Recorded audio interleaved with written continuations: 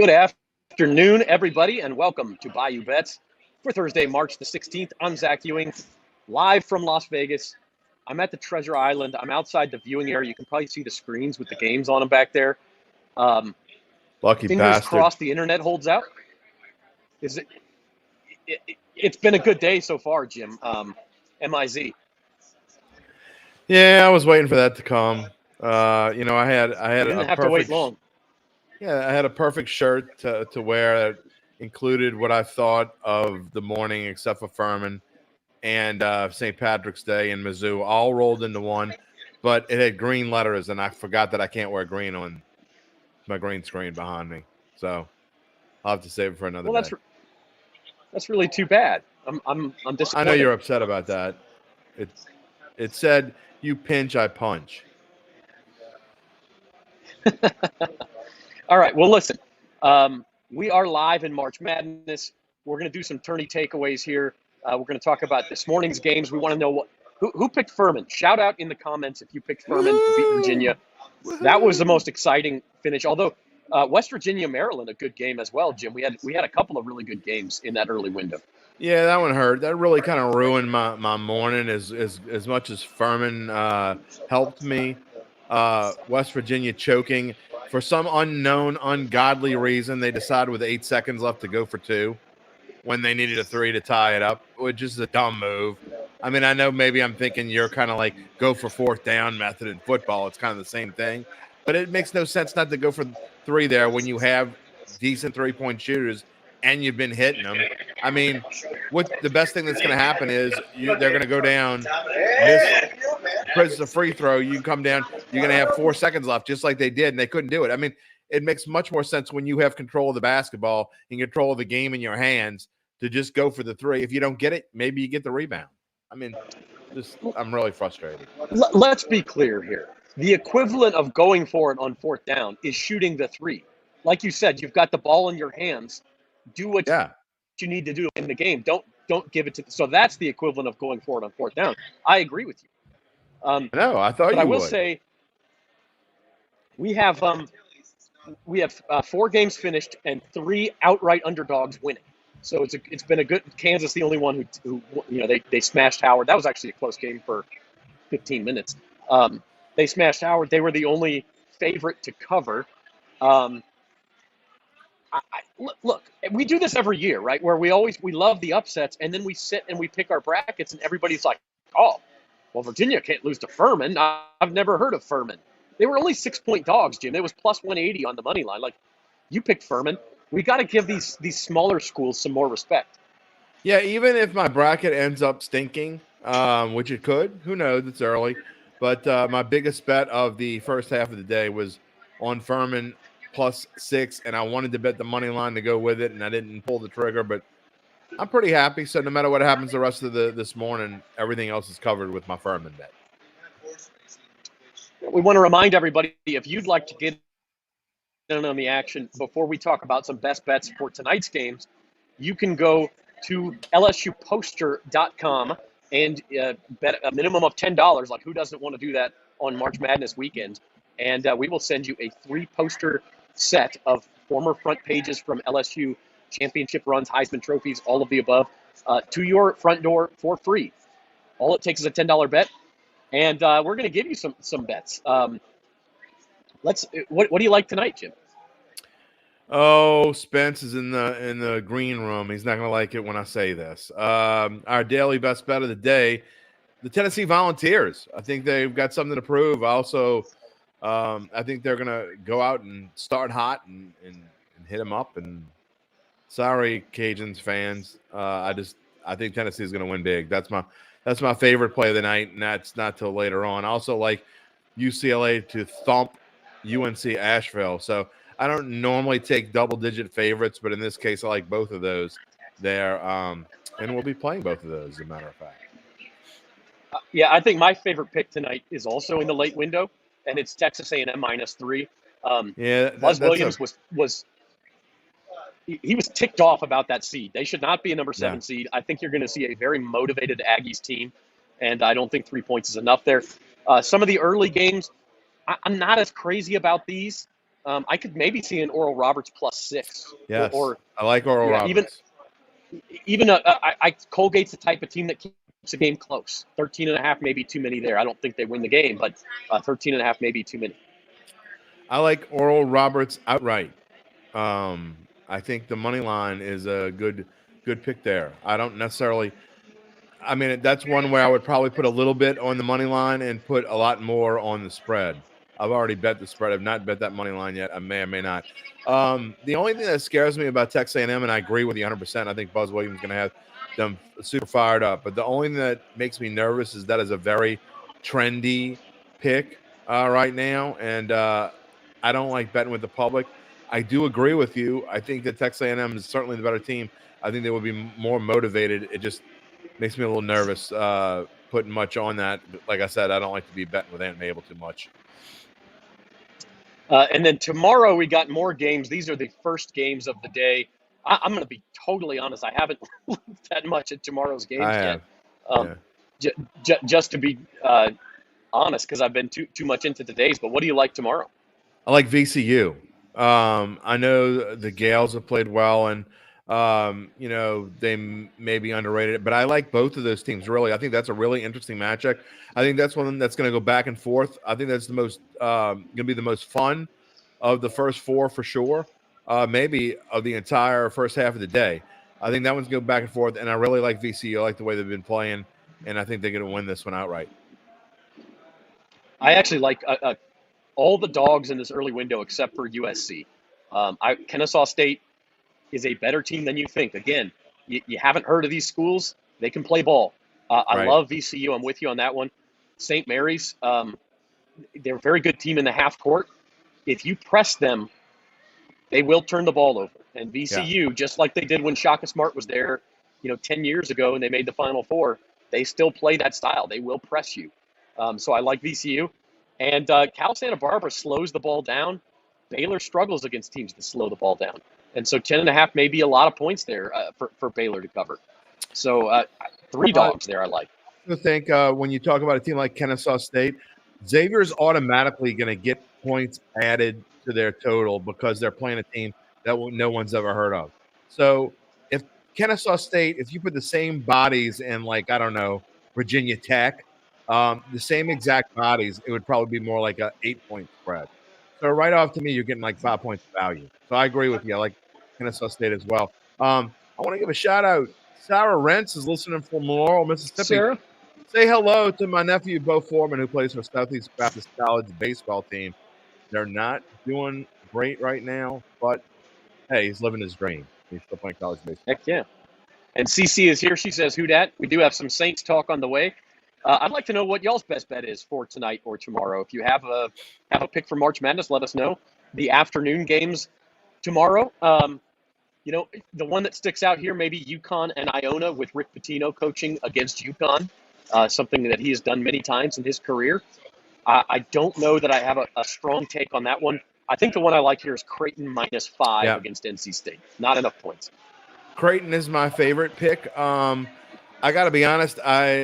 If I were Iowa State, I'd be really scared of Pitt the way that they played the other night. I'd like the fight that I saw. And, we've seen throughout since they added these play-in games that these 11 seeds have been tough to beat because they're already got an extra couple days in playoff mode. And Arizona State especially when we get to them later on. I think those two 11 seeds are going to be tough to be knocked out, and I like getting points with those teams. But I'm with you. If I had to pick one on this list, I'd probably pick Creighton. I hate that I like a lot of favorites because I like Marquette as well, even though Vermont can certainly give them a run for their money. That is a team that probably should have been seeded a little bit better than 15, in my opinion. Yeah, I liked a lot of dogs in that first window, like the favorites here. Real quickly through tomorrow night here on Bayou Bets, these are the early games tomorrow evening. Some big spreads, Purdue against Fairleigh Dickinson. I will say this. I read today that a team from the state of New Jersey has won at least one game in 5 straight tournaments. There's only 2 teams from New Jersey in the tournament. One is Princeton, and they're losing to Arizona right now, and the other is Fairleigh Dickinson. So I think that streak probably comes to an end. You like when I bring up trends, you like to tell me when they're meaningless trends and make little funny faces. That's one where you would make a funny face. So what? Who cares? That ain't happening, and that ain't happening. We talked about Drake. I think we both like Drake here. Again, it scares me a little bit. That's a trendy pick, and it's always weird when you see a 5 versus a 12, and it's only a 2-point. Miami's only given 2. So I don't know how much I would put on Drake. You might as well put the money line if you're going to play that game. I don't love it, and I do like Providence. I don't think Kentucky, even if Kentucky wins this game, I don't think it's going to be by a ton, and I don't think they're going to go very far. I don't think Kentucky's very good, to be honest. I think they're very overrated. All right, Texas A&M should have got that spot. I agree. I want to switch back to Thursday just for a second because I have somebody here asking me for a pick. Okay. So let's go to the early window tonight. And I think Oral Roberts +6 is the one we're going with here, Jim. Yeah. Is that right? Yeah, I think we're both on the same train 6. with that. Yeah. Like it. Oral Roberts +6 is the pick. All right. We're handing out picks here at Treasure Island on the Las Vegas Strip. Moving on Tell to them to tomorrow go to bet night's. that NOLA.com. That's right. Tomorrow night's late games. I think Memphis is live to go deep in this tournament, but I worry about them beating a very good Florida Atlantic team. You know what? Memphis, I think what scares me about them, and I do have them in my bracket, but I didn't bet it, and I don't love it, and here's the reason why. They're such a streaky team. They show that they can be good enough to beat the number 1 team in the country, but I think at the same time they could lose to a 16 seed if it was the right scenario. To me, that's too volatile to bet. I don't like it at all. If I had to pick one, I would take Memphis, but I don't see any reason to bet it there. Going across the rest of them, is that number right with TCU really minus 16? No, I was just looking at that. That can't be right. I didn't think so. That's got to be a typo. Let me get that line. It's -6. Okay, so and I still like Arizona State. I think I put TCU in my bracket, and I didn't change it because I'd already changed too many things. But I really like the way Arizona State played the other night, and last night, and I know that they were hitting threes, and that's going to be hard to continue to be as hot as they were. And they, I really think Arizona State has a chance to win that game. So if you're making me pick one from the late window, it's that. And don't sleep on Kent State. That is going to be one heck of a ball game. That another 4-13 game like Furman and Virginia earlier today. That one's going to be really good too. I agree. I'll sprinkle a little money line on Kent State. I think they're live to win that game. But look, again, we shouldn't be surprised by these big spreads. They're going to happen, or by these big upsets by seeds, because they're going to happen because the spreads are not that big. Yeah. And that should be a bigger clue to you. All right. Speaking of big spreads, I want to take a minute. The LSU women open their tournament run tomorrow against Hawaii. They're 32-point favorites, Jim. Would you ever lay 32 points in a basketball game? Yes, I would. I don't know anything about Hawaii, but generally 1, 2, and 3 seeds roll in the first round. Doesn't surprise me the spread's that big. I don't know why you would want to bet it either way. It doesn't really, it doesn't make sense. I mean, you can't talk about value when you get to a number like 32. So you can't say LSU's a value at -32, but at the same time, do you want to rush to the window and take the 32 points with Hawaii? I don't. So that's not a game that I would bet on either way. But I don't think LSU's going to have any trouble winning this game whatsoever. No, I think you're right. Like, Kim Mulkey is going to want her team to come out and make a statement tomorrow. I could see it being a blowout. Yeah. But at the same time, you got to make shots to win by 32. If you're not having a good shooting day, you got to settle for the 25-point win. So it'd be pretty fun if you went to the line and probably could get. I mean, do they do alternate lines on women's games like this? What can you get? Hawaii +20 at +240. I mean, just kind of crazy. So no, I wouldn't touch this game. There's no reason to. Zoe, our producer, who's a women's basketball expert, says Hawaii's got post players who can shoot. It's just an athlete difference. I don't see Hawaii scoring a ton of points. We'll see. By the way, South Carolina against Norfolk State opened 43.5. It's now 50.5. South Carolina -50.5. Same thing. You rush it in a window to take take the 50.5 points? I'm not. No reason to bet it. No, I mean, South Carolina could easily win that game by 70 if they really were motivated to. Yeah, I've already got my South Carolina minus 180, and you can have the field bet. Yeah, no, that's true. That is true. All right, by the way, just a kind of a live update. Arizona is only up 31-30 at the half against Princeton. So the New Jersey bet is live. Yeah. Don't sleep on the New Jersey bet. We've seen The New Princeton Jersey come streak. up with some big upsets in the first round before. So, again, that wasn't a game I was going to mess with either way. I don't like Arizona in this tournament. I know some people picked them to go far, and I changed my bracket. I had them losing in the next round. I can't even remember who would have them playing, but I changed it and now have them going to the Sweet 16. I hope I don't regret that change, but I just don't see them going that far in this tournament. I don't think they're balanced enough to go far, but we'll see. They're in a tough region as well. Winner of that game, by the way, plays the Missouri Tigers. So there you go. And look, I said this the other day, and I meant it. I mean, I wasn't sold on Utah State, which is why I bet the over, and I lost on that, by the way.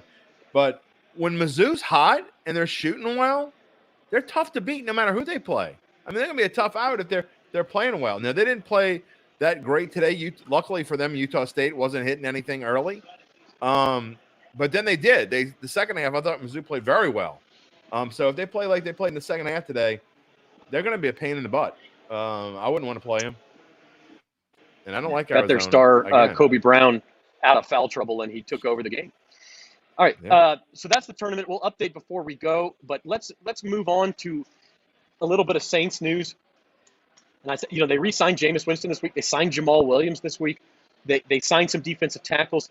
No really big signings. No huge splashes. We knew that wasn't going to happen. I completely disagree. In fact, you think Jamaal Williams is a splash? Yeah, absolutely. You left the headline out of the headline. To me, Jamaal Williams is a huge signing for this team. They needed a running back in the worst way, and now they got the guy who led the league in touchdowns last year. I think he could be a 1,000-yard back with the Saints. I really do. I mean, you saw him, especially in games last year where he came and was a top back, not just scoring touchdowns. He's got a nice combination of power and speed. This is one where I know we've got a graphic up here. If we could bring Spencer in and ask him, he's the guru on individual guys, but I think he, you don't see him enough because he played for Detroit. But I think, and I don't think I'm overstating this, I think he can be a number one back, and especially with Kamara being gone for at least 6 weeks, maybe as many as 8 or 10, depending on how hard they come on him. I mean, how effective is he going to be when he comes back? So I think this is a huge signing. I think they'll get another one in the draft, maybe even another one in free agency. But you can't have enough running backs. And to me, they got themselves a real number one, in my opinion. That is by far the biggest of the 4 signings. And don't get me wrong, Jameis Winston coming back as a backup is a huge deal. We're going to talk about that tomorrow on Datitude with Doug Mouton of WWL. But I think the biggest one of them all is Jamaal Williams. Well, I'll tell you what, we'll bring Spencer on for the last few minutes of the show, and I do want his take on Jamaal Williams, and I want him to respond to you about the Ragin' Cajuns losing to Tennessee. So let's finish our rants, and then for the last 5 minutes of the show, I want you and Spencer to finish it up, and I'm gonna go back in there and see what's going on. But here's my point on the Saints. Their odds didn't change, right? You see the NFC odds, Super Bowl odds, NFC South odds, they're all the same. So if you think they got noticeably better this week, I'm not convinced they did. I like Jamaal Williams. I like the signing. I don't know that he raises the ceiling of the team. But if that's the case, there may be some value in these numbers if you do think they got better. I said a week ago that there's value in these numbers. And I mean, I'm not, again, this is something I'm probably going to spend more time talking about in Datitude tomorrow because my rant is on the Pelicans later. And I know you're going to talk about, I think you're going to talk about the Saints. But look, I think what the Saints have done with where they were cap-wise a week ago at this time and how they came out of cap hell and made some of these signings. And I've said defensive tackles are a dime a dozen for the most part. I don't think they're any worse off than they were last week at this time.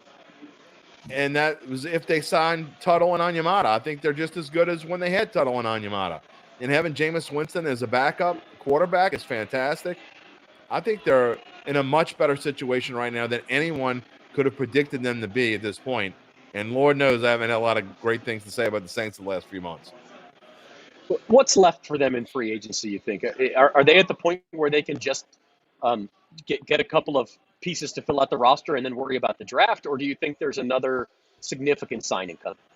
I think they might have another significant signing up their sleeve. It kind of depends. I think, can you get some depth on the O-line through free agency? I don't know. Can you? I think the best place to go get something in free agency right now is probably a veteran wide receiver that might come on the cheap. So that's the most likely scenario, I think, as far as where they're going to go free agency wise. Now they're going to address a few more things in the draft. I still, we can talk about this. I know you disagree with me, but I still think they need a top-notch running back. I want them to take one of those top guys with the first three picks, first, second, and third round picks. They need another running back. I think they need O-line help. They still need help, obviously, along the defensive front. So to me, those are the three key things that they need right in the draft. But I think you can go get a receiver in free agency and be okay with where you are. All right, so we'll continue to track that. We'll have lots of draft talk as we go on over the next 6 weeks until the draft starts. I think it's 6 weeks Jerry from tonight, says hello, the first round of the draft. And our good friend Jerry, that was my fault, Jerry. I'm on Pacific time right now, and so I got confused by what StreamYard was telling me. And we say hello to you as well. All right, Jim, the other New Orleans team, the news is not so good. And that brings us to our sound off segment. The Pelicans had probably their most important game of the season Tuesday night at home against the Lakers. And quite frankly, the Pelicans no-showed. Yeah. Look, this is the opposite of what happened last year. And, last year they were fighting their tails off. The last 2.5, 3 months, they came out of a 3-23 hole to fight their way in a play-in game. This year, they're going to do just the opposite. I mean, you looked at the first month and a half, 2 months of the season, and they were number one in the NBA's in the West. And now they're fighting to get to a play-in. So what I saw Tuesday night was a team that came out super flat. You can't – and they played well in the second half. The problem is you can't play a half like they played in the second half, no defense. And at times, this team just falls flat on its face defensively. You can't have that and expect to be any good. And I don't think they are any good right now. And it worries me. You don't have Zion. You missed Brandon Ingram for a few games, but he was back on Tuesday, and he wasn't hitting anything. And they weren't playing defense. And, Lakers kept hitting threes. And then when they weren't hitting threes, they were underneath the goal standing all alone by themselves. So AD or no AD, and then they lost. That same Lakers team went without AD, went and lost to Houston. There's no excuse anymore. So right now they sit 12 in the West. They aren't mathematically eliminated as the lower third says, but I say, let's face it, the season is over. Even if they sneak in as a 10 seed some kind of way, which is possible, I think they get eliminated early because they're not playing with any heart right now. They're certainly not playing with any defense, and playing great once every 3 games isn't going to cut it. No, I mean, at some point you have to face facts, right? Like let's say they get a 10 seed. That's 2 road games. They can't win on the road. They haven't beat a good team on the road the entire season. So at least not since opening night in Brooklyn. They just are not. At some point, you have to face facts that this is not a playoff caliber team. This is not what we thought they were. Shout out Denny Green in December. Playoffs. And at this point, unless something changes dramatically, it's over. It's over. Okay, for my rant, I'm going to go to football. This Aaron Rodgers thing, I know you riffed on it a couple weeks ago, Jim, and Aaron Rodgers came on the Pat show yesterday and said, look, it's not me. I've told the Packers I want to go to New York, and they're just trying to figure out compensation. Well, part of that was he told the Jets that he wanted them to sign Alan Lazard, and he wanted them to sign OBJ, and he had this wish list, and at some point, these guys you're asking the Jets to sign are not better than what they've got. And so all you're doing is making them spend money. They're going to have to spend draft capital to get him from the Packers. And then what happens? The Jets have put all their eggs in signing Aaron Rodgers and getting to one chance at a Super Bowl in 2023 when the Buffalo Bills are in your division and are going to be favored anyway. If Aaron Rodgers can take you to the Super Bowl, then it all works out. But what if he doesn't? Then he goes back into the darkness next offseason. He retires, and you're left holding the bag with all these bad receiver contracts, having given up a first-round pick or a couple second-round picks to the Packers, and you're right back where you started. Like, the Jets feel like they're the Jets for a reason, and right now it's because they have this tunnel vision for Aaron Rodgers, and he's shown that he doesn't really care. I agree. And the problem, though, with the Jets is they've been used to watching such awful quarterback play to be able to have a chance to get a guy like Aaron Rodgers. They think that's going to solve all their problems. And they're still in a tough division. They're still not as good as the Buffalo Bills, even though some of the talking heads are trying to wish it into existence. They're not. They're not as good as Buffalo. And it's debatable on whether they're as good as Miami or New England. So obviously it makes them better. Like I said a few weeks ago, I could see this coming. I went and put some money on them at 30-1. Now I think there are something ridiculous like 15-1. You can't even think about betting the Jets to win the Super Bowl at 15-1. That's a complete waste. You're getting zero value. In fact, you're betting into Vegas's hands there. But I do think they will be better. But I don't like the way it played out. I think he's a prima donna, and prima donnas usually get what they deserve. Not always, but I think in this case, this one will. That roar you heard behind me, I think Charleston just tied up San Diego State. I thought that sounded like one of our when you're waiting for the show to start. That's what that sounded like. That was a real roar. That was a real roar, and I think it's the Charleston San Diego State game now tied with 3 minutes to go. So lots of excitement. Listen, I'm going to sign off and go see what's going on. Zach Ewing live from Las Vegas. I want Spencer the Guru to come on because he's got a couple things to respond to. First of all, you just threw the Raging Cajuns under the bus for tonight's game. Yeah. And second of all, we want his take on Jamaal Williams as well. So I'm going to sign off. Y'all have a good weekend. And here comes Spencer the Guru. All right. Well, we couldn't get rid of Zach soon enough there. I'm sorry. It was such an abrupt thing. But Spence, welcome in. First, let's talk a little bit about March Madness really quickly. Your take on what we said, anything you completely disagreed with or you liked, or are there any specific things you want to pick or whatever?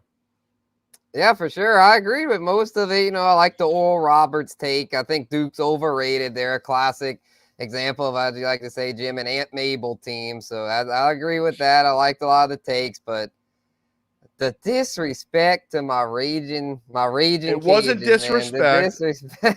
There was no disrespect intended. It was just my thoughts. Yeah, for sure. And if I'm wrong, I'll be the first one to tell you.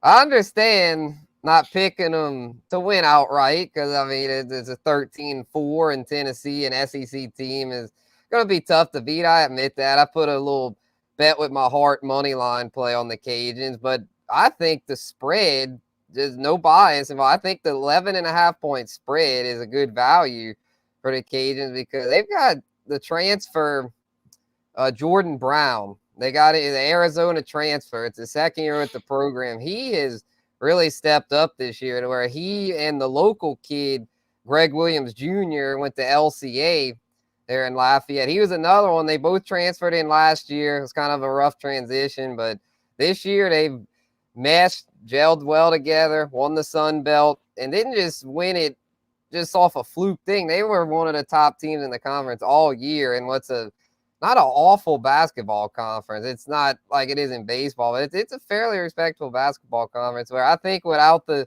Tennessee point guard, I feel like they can cover that spread relatively easy because I think there's a slim chance they win.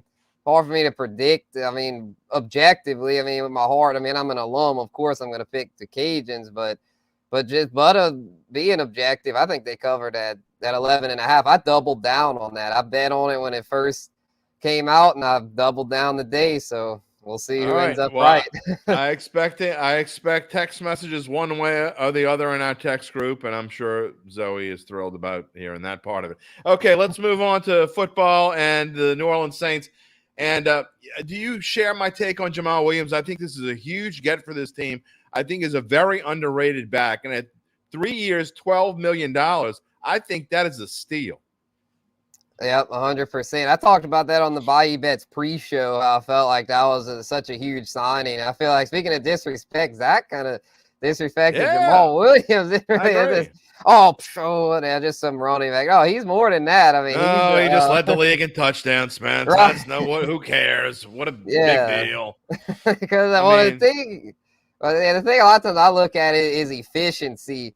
Because a lot of times, guys that those early down guys that get a lot of touchdowns, yeah, they do that, but they're not that efficient. Where Jamaal Williams was a respectable 4.1 yards a carry. It's not an elite average. You just like 4.5 and above is what you really want. But it's hard to do that if you're getting a lot of carries. And he got a lot of carries last year to where he basically became the starting running back for Detroit. Unexpected because we all thought DeAndre Swift was going to be able to do that. But Williams basically took Swift's job and ran with it. Had his first 1,000-yard season, did it in an efficient clip, and had that nose for the end zone, which is something the Saints need because Alvin Kamara, he's not a bruising back. He's better served as a complement who can carry more of a load than a typical complement. But we need a bigger back. Spence, you know who he reminds me of? He reminds me of Mark Ingram earlier in his career, and I think that's why he fits in here. Because I think he's a lot like Mark Ingram. He might not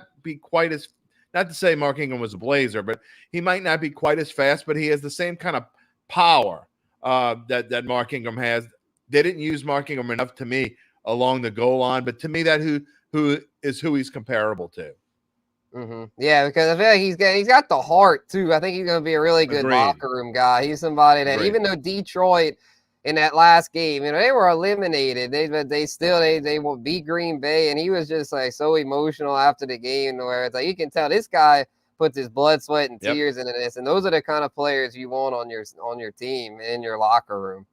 All right, Spence. Final thoughts as we head on back into March Madness. Whether it be Saints, Pels, whatever you want. Give me one final thought.